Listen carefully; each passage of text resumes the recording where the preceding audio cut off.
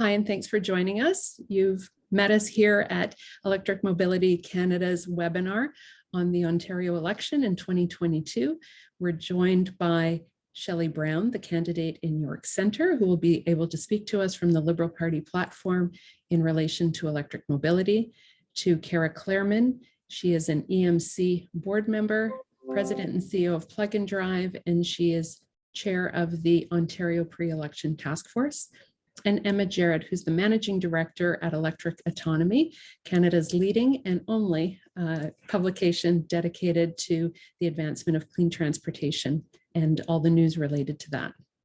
Electric Mobility Canada is a national organization to advance the transformation to electrification of all transportation, all size vehicles, all modes, coast to coast. We have members of all sizes, from industry, government, unions, charging station manufacturers, bus manufacturers, car manufacturers, and the gamut. So we're really pleased to be able to introduce this platform in order to give all parties the chance to discuss how they are approaching the provincial election, to give a bit of insight into their platform in relation to electric mobility for the voters of Ontario.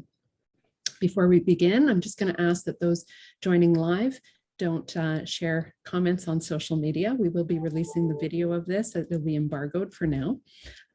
We will be announcing when that video is available. But Shelley Brown is our guest, and we're really pleased to have him joining us. He is the Liberal candidate in York Centre in the City of Toronto in Ontario. He happens to be in the riding where Plug and Drive's Discovery Centre is. So there's a nice connection there. We know he's visited it. He has had a long career as an employment and human rights lawyer here in Toronto.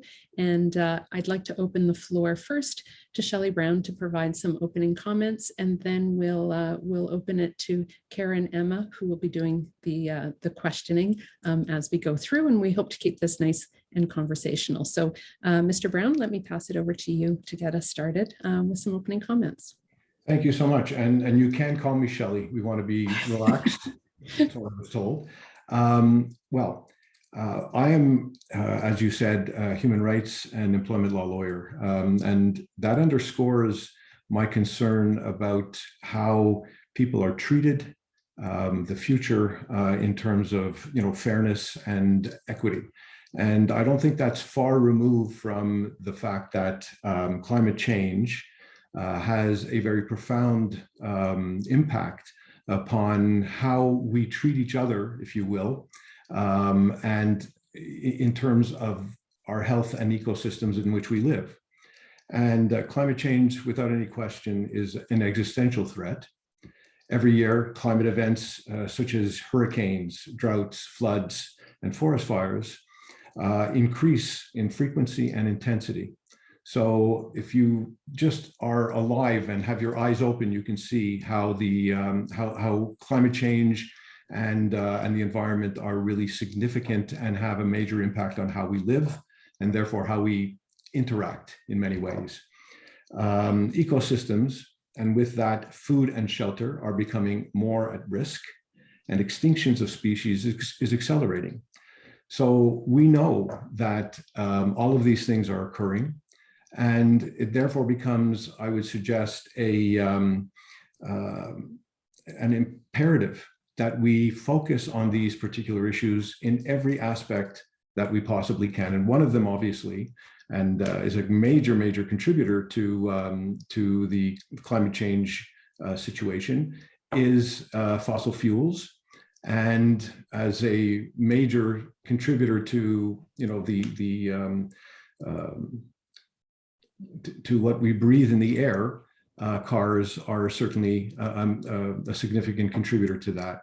Therefore, obviously, it's really critical that green vehicles, environmentally safe and functional vehicles, be given primary focus.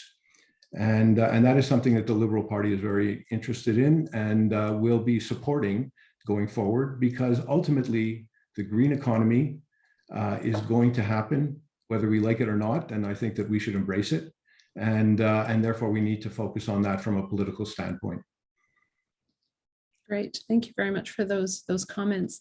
We're going to open the floor for some questions that we've given some thought to. First to Cara to talk about the consumer and the people who we care most about. Thanks, Maureen, and thanks, Shelley, for those comments and recognizing the importance of addressing climate change and that transportation is an important piece of the puzzle there. So perhaps you can tell me just a little bit more about what your party is proposing to do to encourage more Ontarians to make the switch to electric vehicles, which we know, significantly reduce emissions from transportation. Well, first, let me go back and explain what the Ford government did when it first came in to power. It eliminated the rebates that the Liberal government had in place very, very shortly after it came into power. It eliminated the charging stations,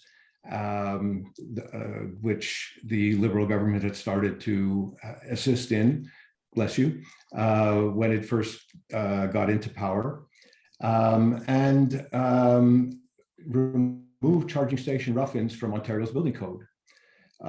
All of those elements will be reversed with a Liberal government. We feel that it's necessary to assure that there's an infrastructure in place that will make it easier for and more conducive from the mental standpoint in terms of feeling comfortable that that infrastructure exists in order to move forward with what I suggested was an inevitable green economy. And therefore environmentally safe cars are going to be part of that. We will need to assure the consumer that they are going to be able to have charging stations, that these things are going to be available to them.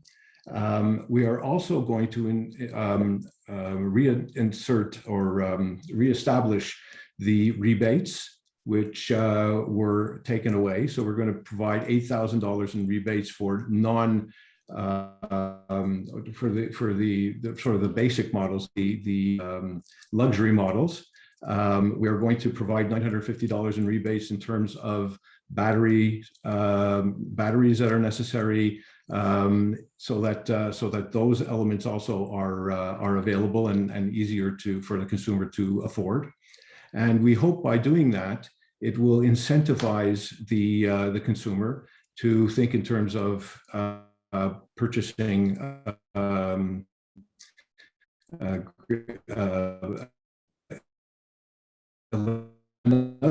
thing that I think in pushing the green economy and pushing electric vehicles, etc., and certainly helping the climate, is the introduction of the $1 a transit ride, which we believe will eliminate 400,000 cars a day from the roads, because it'll make transit much more affordable for the general population. Again, this will help the environment and help in terms of climate change. So that's what the Liberal government plans to do. And it's really focused to a large degree on the lapse and lack of response and consideration which was given by the Ford government the moment it got in, by totally ripping out and destroying really the fabric that the Liberal government prior to Ford had put in place. Okay. Thanks, Shelley.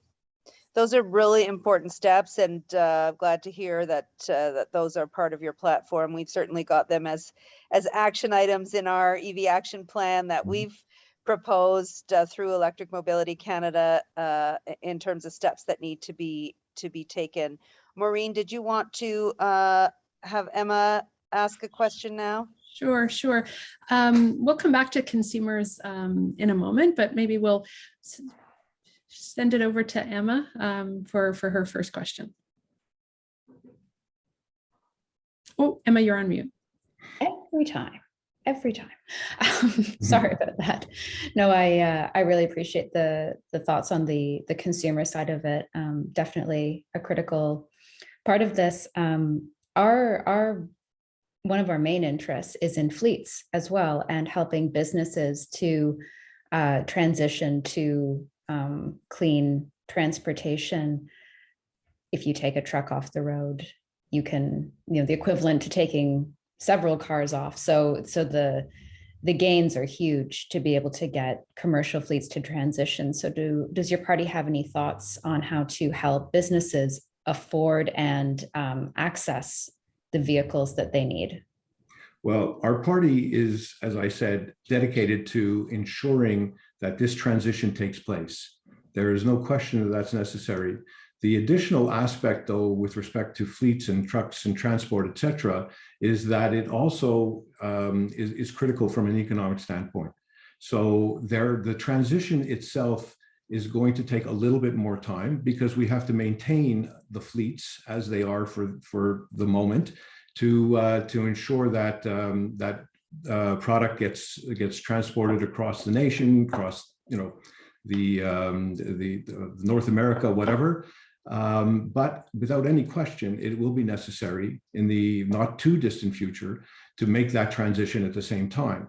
So all the focus initially is going to be at the consumer level and individual level, but at some point in time there will be a consideration given to, and I would assume incentives given to those in the private sector who are involved with supply chains, et cetera, to make that transition as well. And it will be necessary to make sure that it is economically viable, so that there's a benefit on both sides of the coin when that transition starts to happen. Maureen, now you're on mute, not just me. Now I'm wondering if Emma, do you want to pick up on the utilities and the broader infrastructure that all of our electric vehicles, large or small, will rely on? Would you like to pick up there? Absolutely. So I think we're all aware there's a lot of chatter about are electric vehicles going to sink the grid? And then on the flip side, could they actually be turned into something that could be used as an asset for the grid and sort out some of the issues we have today? So on the utility side and the power generation, what are your party's thoughts on supporting that part of the equation? Well, again, it's impossible to focus, notwithstanding the fact that the Ford government seems to do that. It seems to be happy that it's building batteries. It seems to be happy that it's going to have this huge factory to build electric vehicles without the infrastructure that's necessary to support that. We know that it's inevitable, as I indicated, and at least twice now, that electric vehicles are going to come into play, and they're going to ultimately be the exclusive choice with respect to vehicles at some point in the not too distant future. As a matter of fact, in 2035, we are going to mandate that there be zero emissions, that all cars have zero emissions. So at some point in time, all of those elements have to be in place. And so there will be a focus in hand in glove, if you will, with the change, to make sure that whatever is necessary from the standpoint of the grid being available and functional, and also not being a detriment to the environment, that will have to become a focus as well. And so inevitably we will be dealing with that. There's no other way around it. There hasn't been a timetable to my knowledge. I'm happy to get back to you with respect to that if that's a concern that you want to be more specific about. But I know that that's in the contemplation of the Liberal Party. Right. Thanks for that. Cara, let's take it back to you and talk about people who live in apartments. Yeah. So Shelley, you mentioned infrastructure and that it's really important. And one of the things that's perhaps even in your own riding and in many parts of the GTA, as well as other cities around Ontario, many Ontarians live in a multi-unit residential building. And it is a lot harder to get a plug at home if you don't live in a single family home. And this is something that that we certainly, Electromobility Canada and Plug and Drive as well, have been talking a lot about, because we want to make it possible for everyone. And of course, we know that consumers prefer to plug in at home than to plug in on the road. So a long introduction to ask you, what is the Liberal Party thinking about in terms of helping folks that live in MURBs to be able to take advantage of electric vehicles? Well, I mean, the Liberal Party recognizes that this infrastructure is critical. You need to have availability of charging units that will be available to the public at large wherever they may live. It is something that needs to be focused on, and it will focus. It has an interest in ensuring that EV chargers are available to the consumer, because it then will make it more likely that the consumer will purchase the vehicles that are necessary to protect the environment. In terms of the timing, a lot of it, I guess, depends upon whether or not, firstly, we are elected to government. It will be a priority because this is critical. It is something that we've committed ourselves to in terms of ensuring that the change takes place, that there will be zero emissions by 2035. So we need to, I guess, fast pace that in order to ensure that that time frame will be met. Great, thank you. Thank you for that. Emma, why don't I send it back to you with your next favorite question? Sure. So I wanted to loop back to something you touched on earlier, which is getting cars off the road, which I feel is sometimes an underappreciated part of this equation. Like, definitely we need to move to clean transportation, clean mobility, but also changing the way we move. So that brings me to micromobility, and wondering if you could give some more details on your party's plans for that. I know you talked about the $1 ride for public transit. What about things like electric bikes or e-scooters, that sort of thing? Yeah, no, as you were saying it, I was thinking in terms of electric bikes and all of that stuff. So I think that there's also a focus away from actually ownership of some of these things. Like, there's rentals of cars, that type of thing, bikes, etc. And so I think that it is part of this entire plan. There needs to be an establishment of accessibility to bikes that can be rented, electric vehicles that can be rented, etc., so that that option will be available to the consumer as well. And ultimately, as you know, we get closer to that 2035 period that we say we'll have zero emissions, increase the volume. And there seems to be a sort of a tendency away from actual car ownership to having this type of sharing economy, as well as an economy where you can buy rent a one ride sort of electric vehicle and then park it at another stop. And all of that stuff, sorry, that's not a very politically adept way of saying it, but all of those elements there need to be put in place. Great. Thanks for that. Emma, did you want to pick up on anything else that he just said, or? I guess there is EVs in general require the public to have a shift in thinking. Like, it's behavior changes, and that can be really daunting for a lot of us. We like what we like. The idea of trying to convince people that maybe you don't need to own that car, which is something that's been ingrained in us for how many decades. What's the education component around that for your party? Like, how do you see really helping the people of Ontario come to that realization that that very traditional ownership model might not fit our clean future? Well, I think that, you know, it's actually happening as we speak.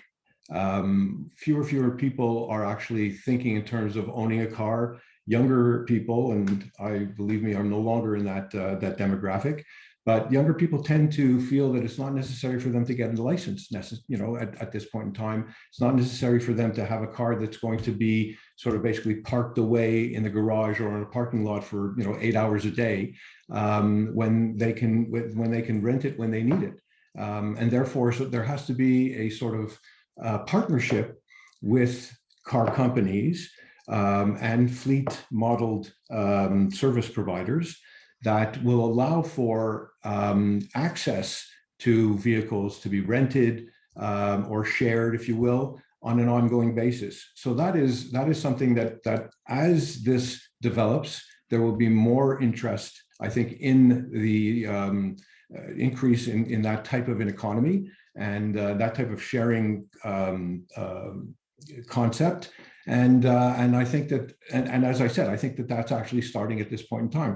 I mean, you see now bicycles lined up, and you can use your credit card to rent the bicycle and then deposit it, a couple of miles down the road or whatever length of that you need it for. And so we're starting to see the benefit of that. And the availability of that, and I think that that's going to change our conception and perception of car ownership, bicycle ownership, motorcycle ownership, etc.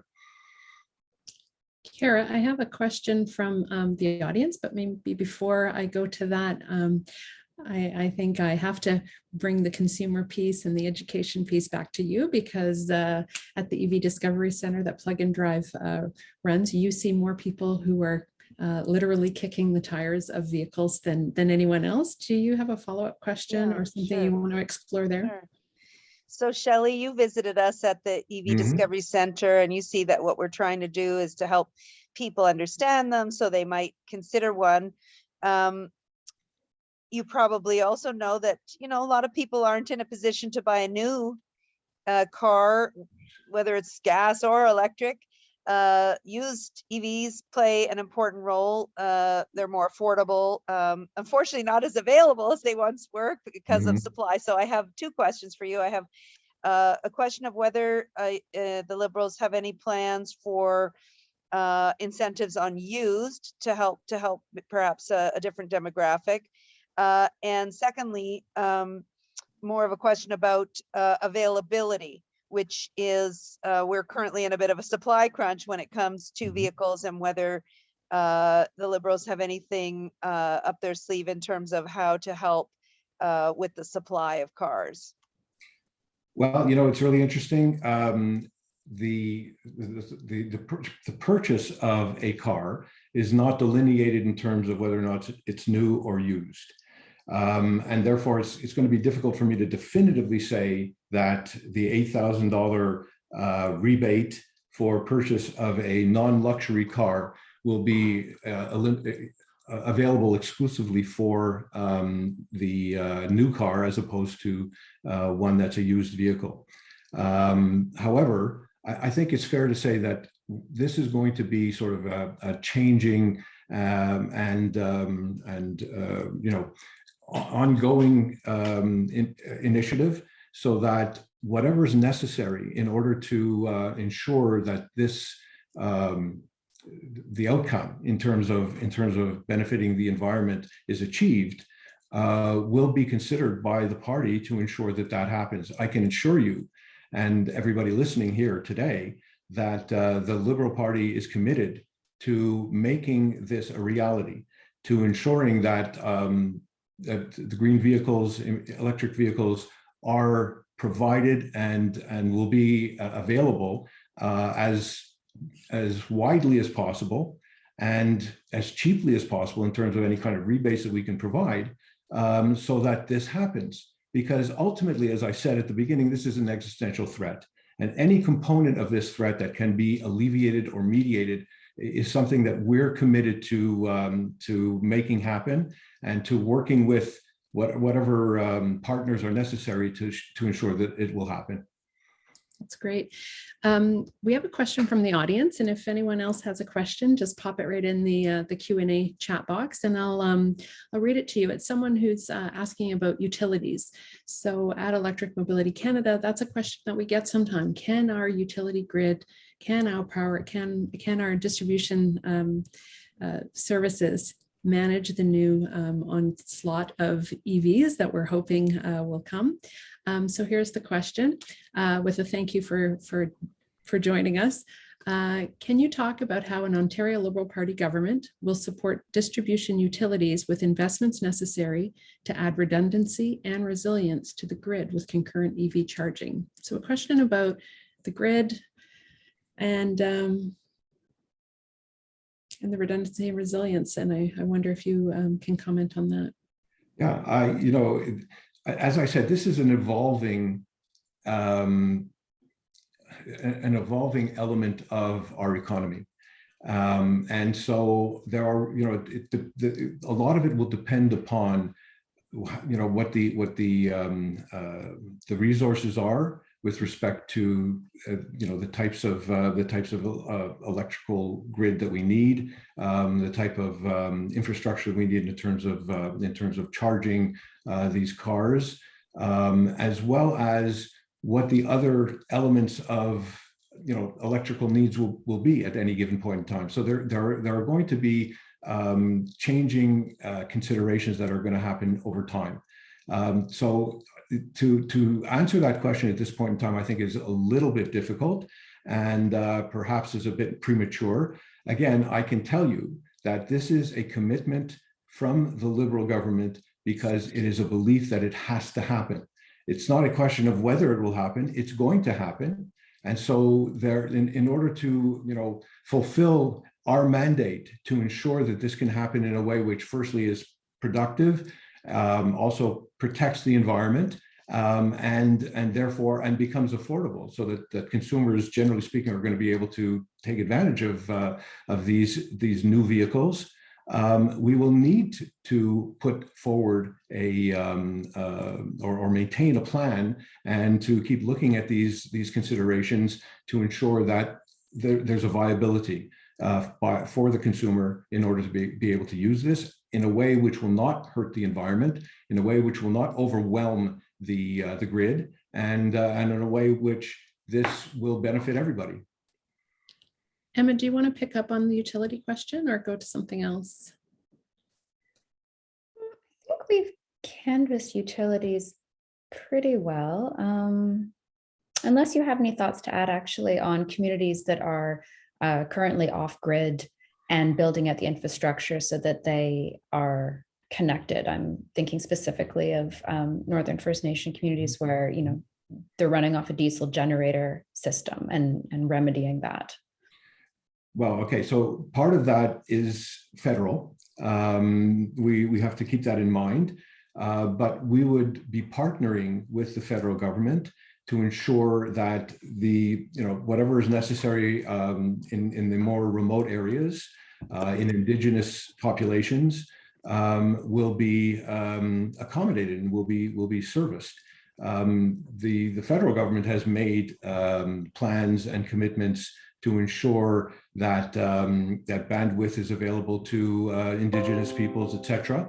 Along the same lines, this is critical that we will be able to provide the same type of support and infrastructure that will allow for electric vehicles to be purchased and used in the northern areas. And so at the end of the day, we will partner, I would assume, with everybody who's necessary to be part of this so that it becomes a reality. Great, thanks for that. We're going to go back to Cara, who has the next question, and off mute. Well, everyone has to have a turn, being on mute by mistake. Okay, so yeah, we have covered sort of the utility side, but the one thought I had, and I know this is probably a bit tricky. You've probably heard that natural gas plants, they generally tend to run only at the peak time, and our emissions from our electricity grid right now in Ontario are quite low. but Pickering is going to come out of service in about 3 or 4 years. And then we are going to have to run those gas plants a lot more. And when we do that, that's actually going to really increase the greenhouse gas emissions from the grid and therefore from electric vehicles. And of course, after we've done all this work, actually it was the Liberal government who did all this work to get off coal. That seems a very unfortunate outcome. So I'm wondering if the Liberals have anything in their platform or anything you're thinking about to try to make sure we don't end up in a situation where our emissions from our electricity end up going way up after Pickering is done. Yeah, we actually have a very aggressive plan with respect to solar panels, solar energy. Nuclear power is also part of the equation there, so that the transition can take place away from those polluting fuels into something that is much less, or at least really zero emission fuels. So at the end of the day, that is definitively part of the plan. It's just a question, again, of ensuring that we can do it in a way where the transition takes place without too much disruption, to ensure supply chains continue and normal life, if you will, continues at the same time. It's interesting because the Ford government basically gave up on any kind of proactive and future-oriented plans with respect to the types of things that we're talking about today. And so that has put us behind the 8 ball. When we get into power, and I believe that's going to happen, it should happen, we will need to have to do a review of where we are at this point in time and what is necessary, which should not have had to happen, because all of these issues should have been taken into account and not actually destroyed and decimated by the Ford government prior to hopefully a Liberal government on or after June 2nd. So yes, I mean, that is significant. We need to do all of these things. We need to plan for all of that transition. But to make sort of bald statements in terms of how it's going to happen at this stage of the game, other than to say the commitment is there, it's a very difficult thing to do. Okay, thanks for that answer. Emma, let's go back to you with the next question. Great. So another area that we are behind on, relative at least to Quebec, is electric school buses. And you started talking this conversation talking about human rights and how that's really important to you. And feel free to correct me on this, but I believe it's in the UN Charter somewhere that access to clean air, clean water, a healthy environment is actually a human right. So, for us, we see school buses as they're like little kids riding them. That's where you're starting off in life. You should have that right to access a healthy environment. So where does your party land on getting electric school buses way more into play in Ontario on a level that's hopefully comparable with Quebec? Yeah. Well, firstly, with respect to all of this, again, it's almost going to sound like a broken record, but there is that commitment because we understand that that's inevitable.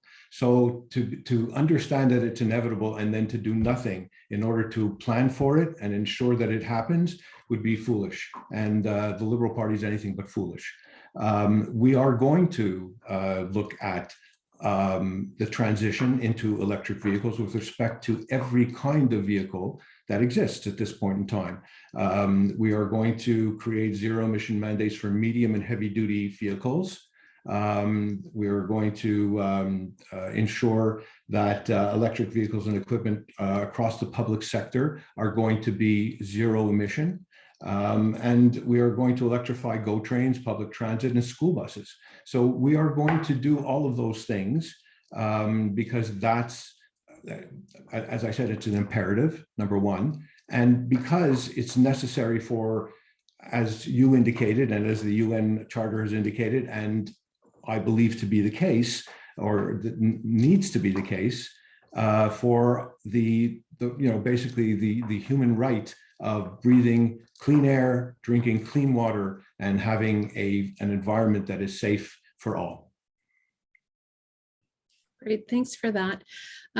We're getting close to time, and I'm wondering if we can offer Shelley Brown some closing comments. If there's something that you think that you wanted to get back to, or if there was an issue that that you'd like to explore a little bit longer, just would like to give the last word to you for some closing comments.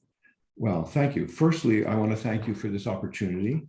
I think that it's a critical discussion to have, because we, at the very least, and we sort of touched upon that during the course of this discussion today, there's a mindset, there's a mental attitude that needs to focus on the need, not just because it's inevitable, but because it's the right thing to do, because it's an existential threat, and not to do it would really put everybody at risk. We need to do this, and the Liberal government recognizes that. As a result of the requirement that it be done, we are not going to shy away from that. We're not going to look in the other direction. We are going to focus on what is necessary to make that happen. And in the short term, we have certain plans, which I've already indicated. In the longer term, whatever is necessary to modify or change in order to make that happen will happen. As I've said, we have committed ourselves to zero emission targets by 2035, which really requires that we put our minds towards this, that we put our resources towards this, and that is what the Liberal government is going to do. That is why I am in this, because I feel that the Liberal government has really made that commitment, and will partner with whatever partnerships are necessary to ensure that that happens, to ensure that the population accepts and understands that that these needs exist.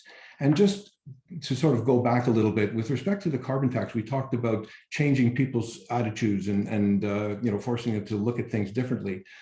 Part of the purpose behind that is firstly to create or generate some revenue in order to be able to help make that happen, all of which, by the way, was going to be neutral, financially neutral, so that the people would get that back. That's at the federal level. But also to change people's attitudes and actions. In other words, to make them think in terms of what it means to put fuel, carbon-based fuel in their tanks, and to think in terms of the better option, which is electric vehicles, which will not generate that type of, or any really emissions. That is part of that process. And the Liberal government is fully behind that and is committed to that. Well, thanks for wrapping it up with those comments. It is a public service to run for office. We have multiple people running in all the ridings across the province, and it is not an easy feat. So I congratulate you for putting yourself out there.